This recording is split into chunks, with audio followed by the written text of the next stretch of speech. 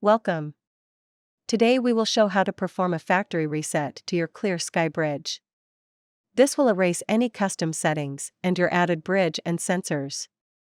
To get started, open the Home app on your Apple device and locate the pinhole button on the back of your bridge. With the bridge powered on, use the pointed end of a paper clip or similar tool to press and hold the reset button until all LEDs turn solid green. When the LEDs are green, release the button. You will see the third LED turn blue and the fourth LED turn green. This means the reset was successful. When the bridge factory resets, you will need to repair your bridge and sensors.